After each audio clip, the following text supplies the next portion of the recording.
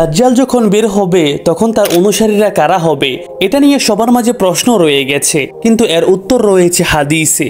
দাজ্জাল যখন পৃথিবীতে আত্মপ্রকাশ করবে তখন পৃথিবীর বহু মানুষ তার অনুসরণ করবে, কিন্তু হাদিস মোতাবেক 3 শ্রেণীর মানুষ সবচেয়ে বেশি দাজ্জালকে অনুসরণ করবে। প্রথম শ্রেণীর মানুষ হবে ইহুদিরা, যারা ঈসা আলাইহিস সালামকে নবী হিসেবে মেনেছিল না। তারা ঈসা আলাইহিস সালামকে হত্যার ষড়যন্ত্র করেছিল। তারা মনে করেছিল ঈসা আলাইহিস সালাম তাদের কোনো মাসিহা ছিল না, এই জন্য তারা মাসিহার জন্য অপেক্ষা করতেছে। দাজ্জাল যখন পৃথিবীতে আত্মপ্রকাশ করবে তখন তারা দাজ্জালকে মাসিহা হিসাবে গ্রহণ করবে এবং দাজ্জালকে অনুসারী হিসাবে মেনে নিবে।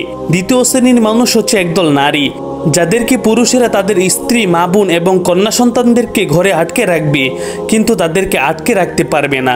তারা ছুটে গিয়ে দাজ্জালের অনুসরণ করবে এবং অনুসারী হয়ে যাবে। তৃতীয় শ্রেণীর মানুষ থাকবে একদল অশিক্ষিত ব্যক্তি, যাদের মধ্যে কোনো ধর্মীয় জ্ঞান থাকবে না, যারা সহজেই দাজ্জালের অনুসরণ করতে শুরু করবে। এভাবেই পৃথিবীর মধ্যে দাজ্জাল বিশৃঙ্খলা সৃষ্টি করবে। আল্লাহ আমাদের সবাইকে দাজ্জালের ফিতনা থেকে হেফাজত করুক।